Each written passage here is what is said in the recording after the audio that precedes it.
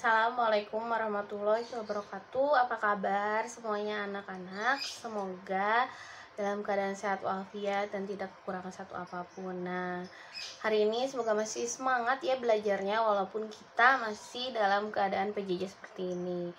Untuk pertemuan kali ini kita akan masuk ke materi neraca, yaitu membahas mengenai apa itu neraca, bagaimana cara penggunaannya. Nah, di sini Ibu akan menjelaskan materinya terlebih dahulu. Kemudian akan Ibu jelaskan prakteknya. Nah, sekarang kita masuk ke materi. Baiklah, sekarang kita akan masuk ke materi neracanya. Ya. Nah, untuk neraca ini, Ibu akan jelaskan terlebih dahulu siapa yang memperkenalkan neraca untuk pertama kalinya. Ya.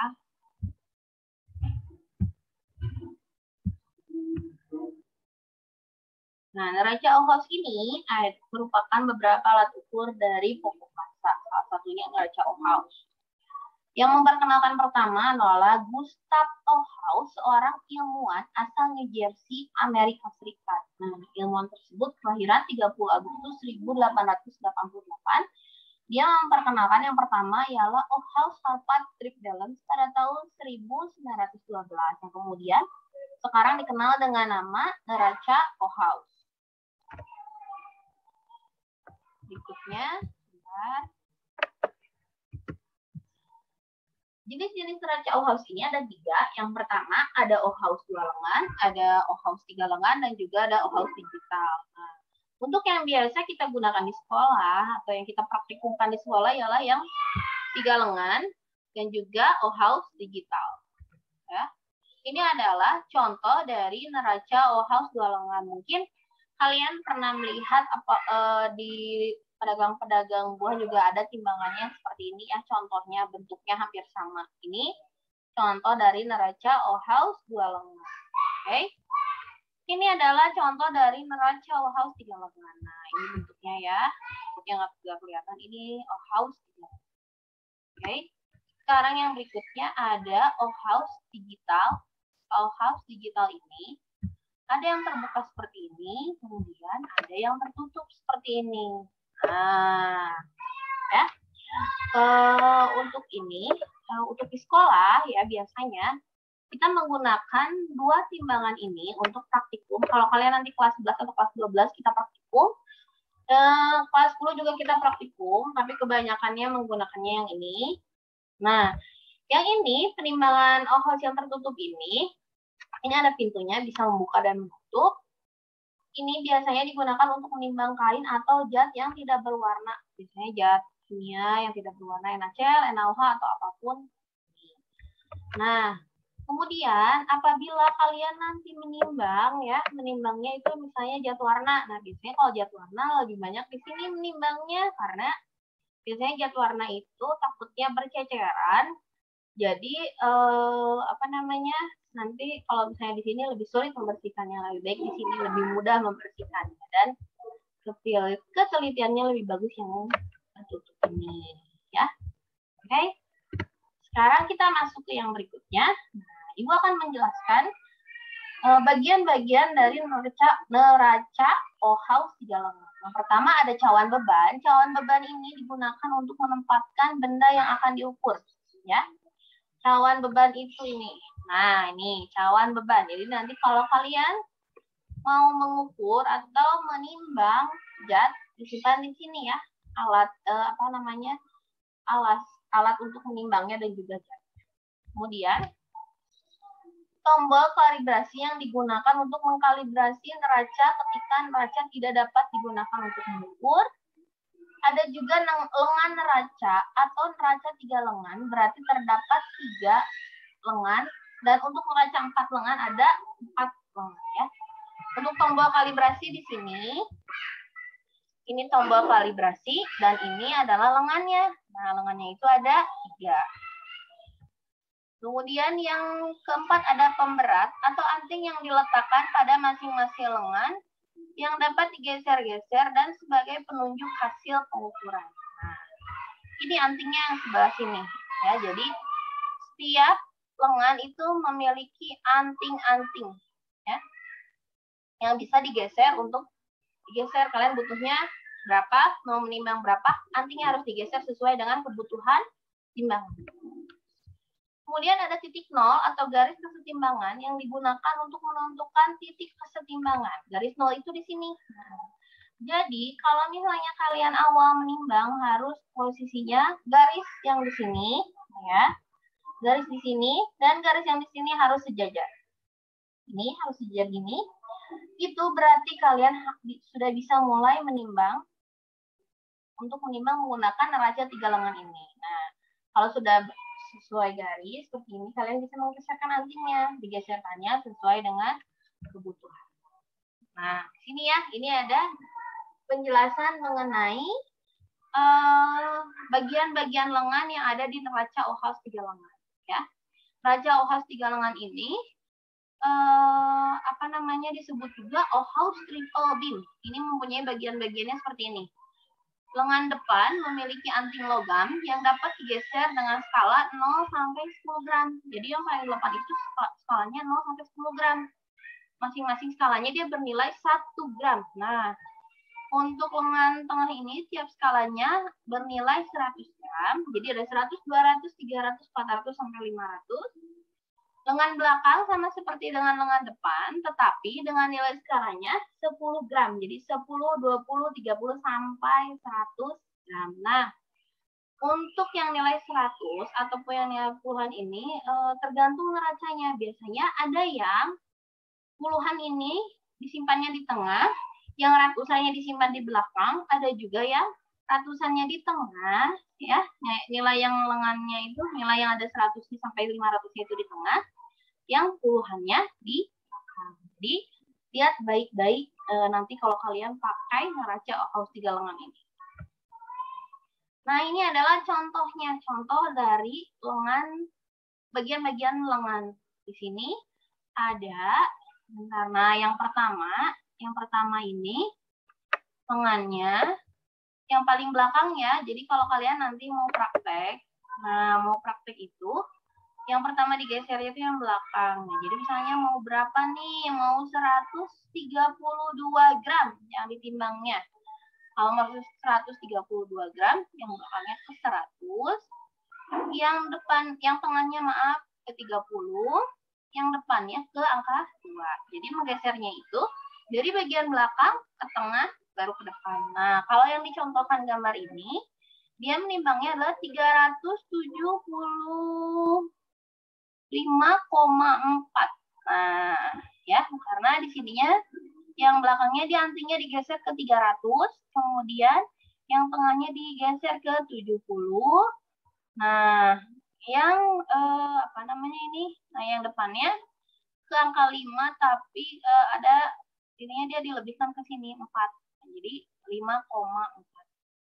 Oke, ini bagiannya ada ratusan, puluhan, dan satuan. Bisa dipahami ya sampai sini? Semoga penjelasannya dapat dipahami. Tapi kalau misalnya kalian masih bingung, boleh tanyakan di grup WhatsApp setelah kalian menyimak materi ini. Oke, next. Sekarang lanjut ke yang berikutnya.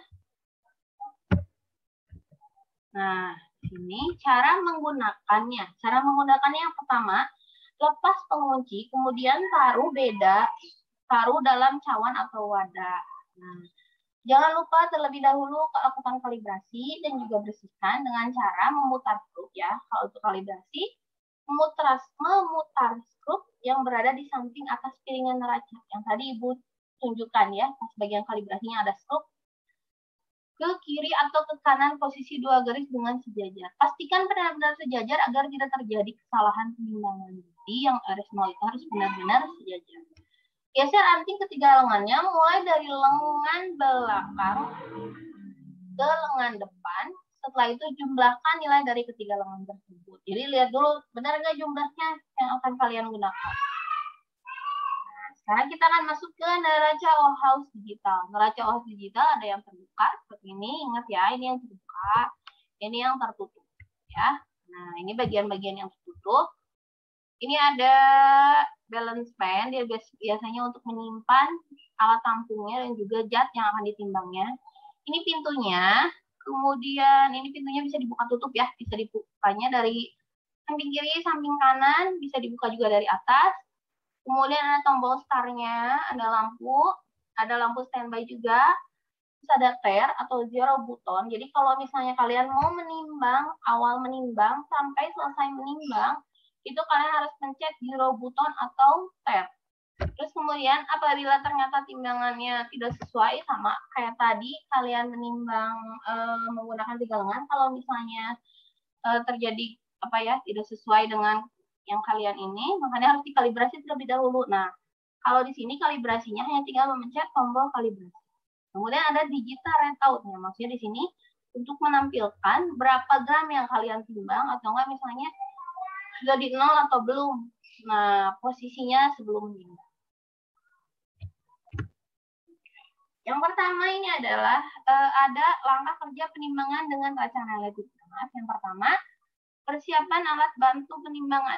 Ada kaca arloji. Nah, kaca arloji ini sebenarnya bisa digunakan untuk menimbang juga, tapi menimbangnya hanya untuk zat padat. Jadi, kaca arloji yang kering dan bersih harus kering ya. Yang namanya untuk alat menimbang, untuk alat apapun, untuk pengujian harus kering ya. Kemudian digunakan untuk menempuh kelebihan zat yang ditimbang. Nah, jadi kaca arloji itu bisa digunakan untuk menampung kelebihan zat yang ditimbang. Kenapa? Yang namanya menimbang zat, ketika kalian mengambil zat dari wadahnya, tidak boleh dikembalikan lagi kalau kelebihan. Karena biasanya takutnya sudah terkontaminasi, nanti mengkontaminasi yang ada di wadah. Jadi supaya tidak ada terkontaminasi, kita masukkan ke kaca arloji. Jadi ketika menimbang 10,2, tapi kalian kelebihan jadi 10,5. Nah, ambil sedikit-sedikit, pindahkan ke kaca arloji. Tidak boleh dimasukkan lagi ke wadahnya, ya, wadah zat. Kemudian ada sendok atau spatula. Nah, sendok atau spatula ini sudah Ibu lihatkan di minggu kemarin ya. Ini termasuk alat bantu. Jadi dia untuk mengambil zat. Kertas hisap untuk memegang tempat menimbang pada saat memasukkan atau mengeluarkan alat timbang. Di sini, kenapa harus pakai kertas hisap untuk memegangnya? Karena biasanya tangan kita itu mengeluarkan keringat. Biasanya kalau mengeluarkan keringat, nempel di alat timbangnya, otomatis nanti berpengaruhnya ke berat alat tampung yang digunakan untuk menimbang zat. Jadi misalnya sebenarnya beratnya itu sebenarnya kalau kering itu 35,2, tapi karena ada keringat yang menempel otomatis jadi 35,5. Nah, berarti penimbangan tidak tepat.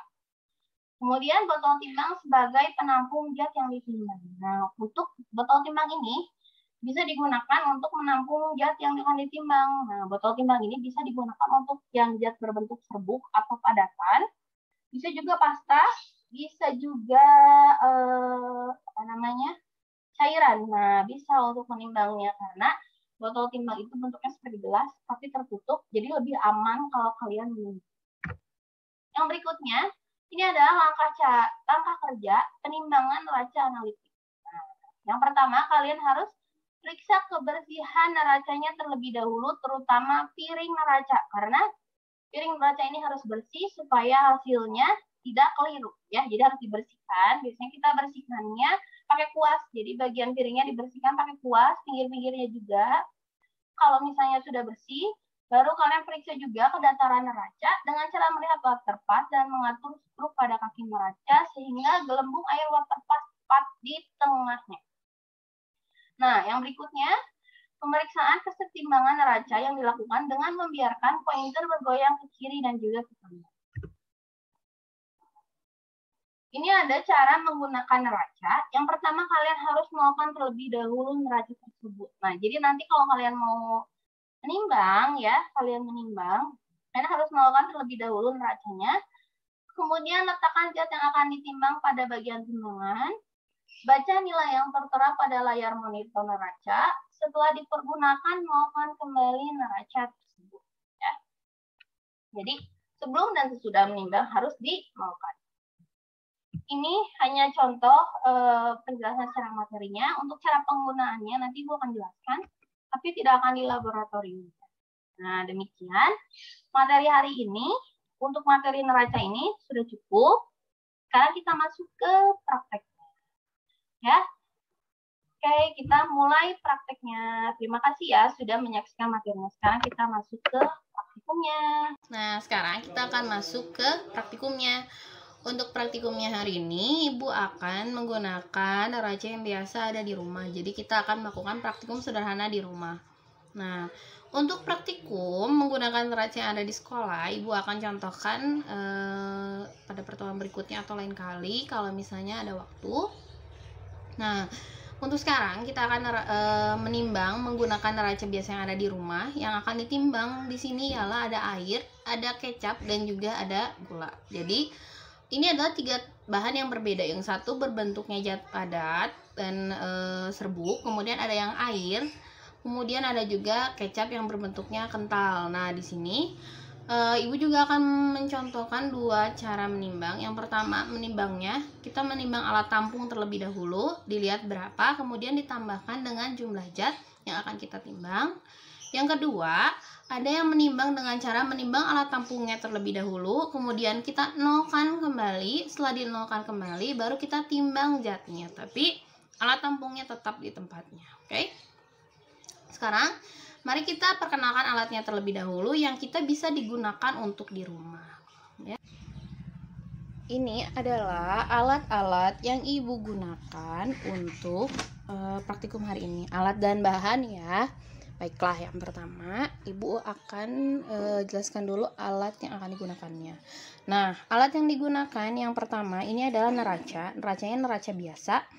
Ya, biasanya kalau di rumah suka ada, kalau ada boleh digunakan ya.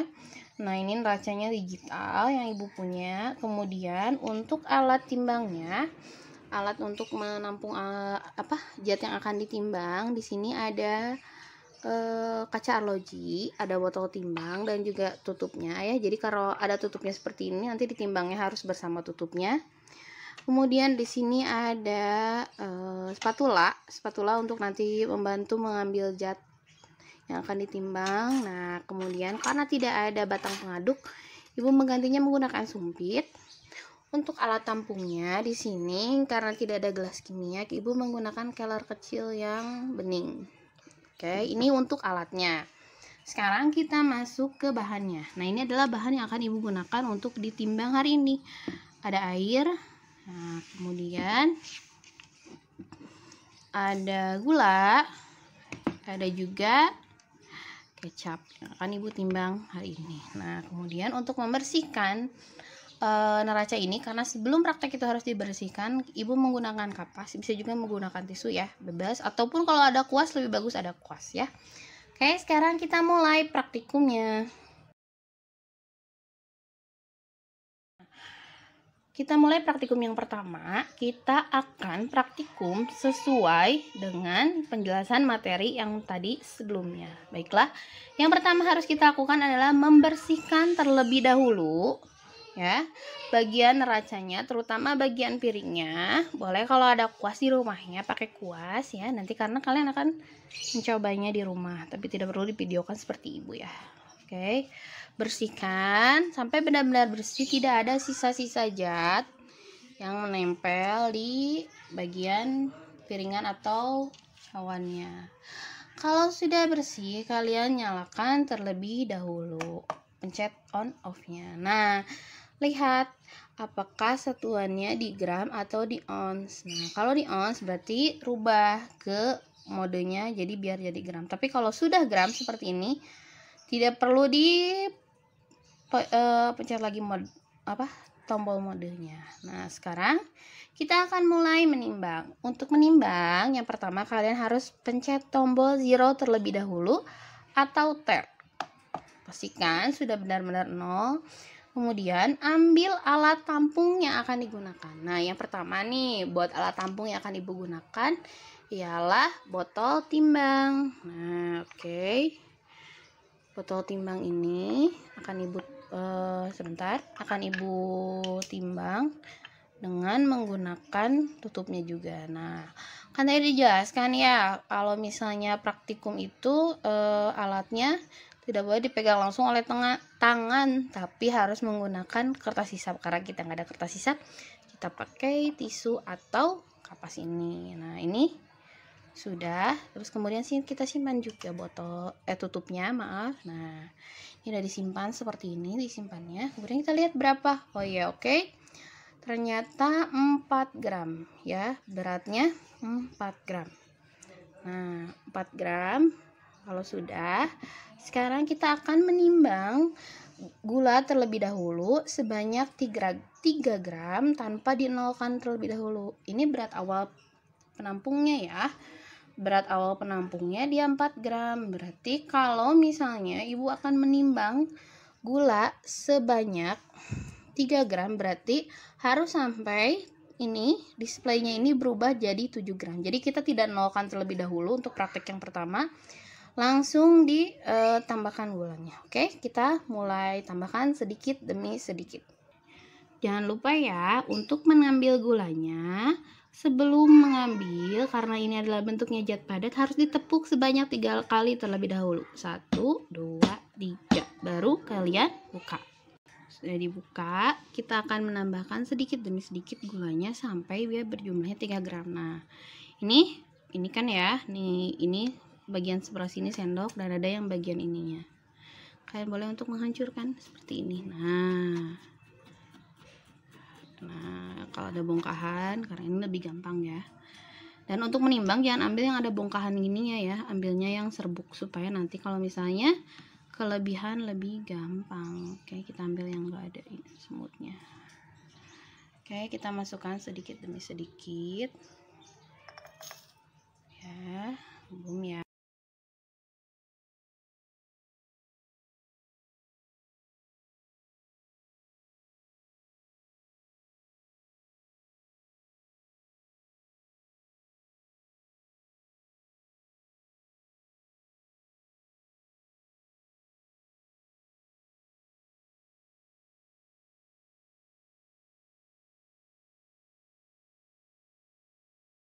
Sekarang sudah 7 gram ya, sudah benar. Jadi kalau misalnya kalian nimbang terus ternyata ada yang berceceran zatnya, bersihkan terlebih dahulu, tapi ininya tidak diangkat ya, untuk alat untuk menampungnya. Nah, kalau sudah, ambil zatnya, kita masukkan ke wadahnya. Oke, kemudian karena sudah selesai menimbangnya, kita bersihkan lagi alatnya. Pencet dulu ter ya. Kalau sudah selesai kita pencet ter. Kemudian kita bersihkan kembali alatnya ya. Oke.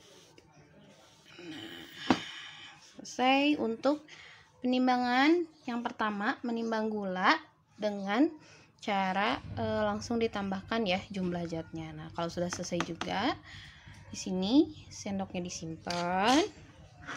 Kemudian zatnya ditutup kembali ya. Oke, sekarang kita praktikum yang berikutnya. Sekarang untuk praktek yang kedua, ibu akan menimbang air sebanyak 1 gram menggunakan botol timbang ya. Botol timbangnya ini sudah kering, kita simpan di sini. Udah dipencet ter, tadi kita pencet dulu ter. Simpan, jangan lupa tutupnya. Nah, beratnya 4 gram. Nah, kemudian kita timbang airnya sebanyak 1 gram. Kita masih pakai cara yang pertama dulu ya. Kita coba dulu. Nanti kita coba timbang lagi airnya pakai cara yang kedua yang dinolkan. Oke, sekarang kita timbang dulu airnya. Ini alat bantunya ibu pakai pipet tetes. Nah, sedikit demi sedikit ya. Sama ya, kalau nanti ada air yang menetes di bagian piringannya, kalian harus lap terlebih dahulu baru kalian bisa melanjutkan. Oh, ternyata udah 1 gram ya. Nih, tadi ada yang tertetes, sudah 1 gram. Tadi asalnya 4 gram jadi 5 gram. Berarti sudah, ini adalah segini 1 gram. Kita masuk praktikum yang berikutnya ya. Nah, untuk praktikum yang berikutnya kita bersihkan dulu. Baru pencet ter, kemudian simpan alat tampungnya ya. Nah, kita akan menimbang kecap.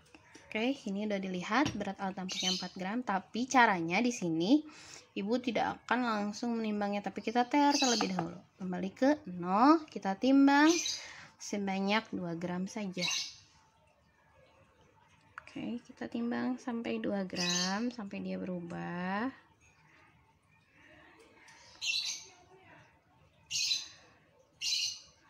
Terus 1 gram. Oke, sudah 2 gram. Oh, ini ternyata kelebihan karena kita mau menimbangnya sebanyak 2 gram, tapi karena kelebihan kita boleh ambil sedikit ini, sedikit ya. Oke, ini ambil kelebihannya. Oke, tapi jangan sampai berceceran. Ambil sedikit demi sedikit. Ya, udah ya, berarti ambil. Nah, disimpan di sini sisa zatnya. Ini 2 gram. Sudah. Jadi berat kecapnya 2 gram segini.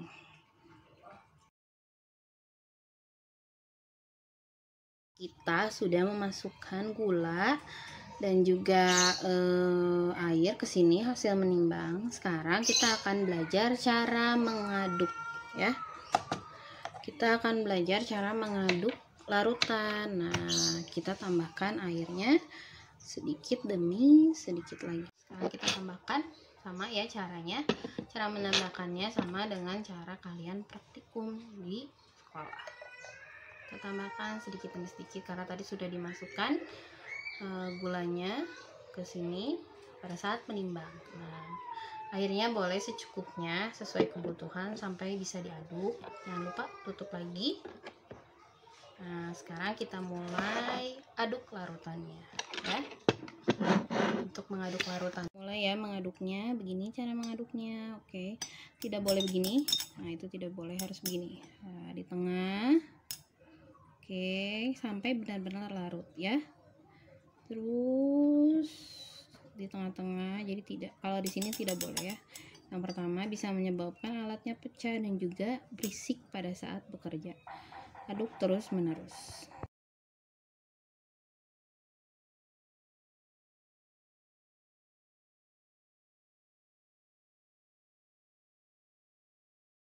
Oke, sekarang bisa kalian lihat gulanya sudah benar-benar larut. Tidak ada gula yang tersisa, berarti sudah selesai mengaduknya. Itu adalah cara kalian mengaduk larutan. Kalau kemarin sudah dicontohkan ya. Nah, sekarang itu cara mengaduk larutan secara sederhana di rumah. Terima kasih atas perhatiannya yang sudah menyimak dari awal sampai akhir. Nah, untuk tugas hari ini ialah kalian harus mengerjakan soal mengenai materi yang diberikan. Oke. Untuk praktikum sederhana di rumah, kalian juga akan melaksanakannya di rumah menggunakan alat-alat yang seperti ibu tadi ya. Jadi untuk alat tampungnya bisa menggunakan gelas yang kaca di rumah atau seperti ini ya, keler kecil seperti ini. Kemudian airnya disimpan di dalam botol, bebas botolnya, mau yang plastik atau yang ada di rumah silahkan. Kemudian kalau ada pipet tetes, boleh pakai pipet tetes. Kalau tidak ada, boleh pakai sendok juga tidak apa-apa untuk memasukkan airnya. Kemudian untuk spatulanya kalian boleh ganti dengan sendok. Untuk alat timbangnya atau botol timbangnya kalian boleh pakai alat apapun, yang penting bentuknya gelas ya. Mau pakai gelas lagi atau gelas plastik juga boleh. Nah, untuk yang paling pentingnya adalah neracanya. Neracanya ini belum mematikan sebentar. Nah, untuk neracanya ini ya, kalau memang tidak ada neraca digital di rumah, boleh ikut ke tetangga atau ke warung ya untuk menimbangnya. Biasanya kalau di warung suka ada, atau pinjam ke tetangga ya. Kalau misalnya tetangga ada yang punya, boleh kerja kelompok prakteknya. Nah, prakteknya boleh kerja kelompok, misalnya siapa nih yang rumahnya sedaerah tapi prakteknya masing-masing, cuman alatnya bersama ya. Oke. Untuk contoh foto yang harus dikirimkan untuk praktikum ini akan ibu tayangkan di akhir video ya. Jadi nanti kalian lihat contoh fotonya seperti apa untuk praktikum minggu depan. Jadi kalian tidak perlu memvideokan pada saat kalian praktek, cukup kalian memfoto hasil kalian praktikum ya. Contohnya akan ibu lihat kan di akhir video. Nah, kemudian yang berikutnya ibu harap untuk buku praktikum sudah ada ya. Jadi nanti PJ info kepada ibu setelah melihat video ini, tolong PJ informasi ke ibu mengenai mengenai buku laporannya, menggunakan buku apa dan juga sampulnya warna apa. Setiap kelas harus lapor ke ibu dan harus sudah ada, dan sekelas harus sudah sama, karena buku laporan kita mulai gunakan minggu depan, karena minggu depan kita praktikum sederhana di rumah, dan praktikum sederhana di rumah ini kita akan membuat laporannya ya, dan fotonya akan dikirimkan ke Google Classroom. Nah, terima kasih untuk waktunya hari ini, semoga kalian sehat selalu. Jangan lupa jaga kesehatan, tidak banyak keluar rumah. Wassalamualaikum warahmatullahi wabarakatuh.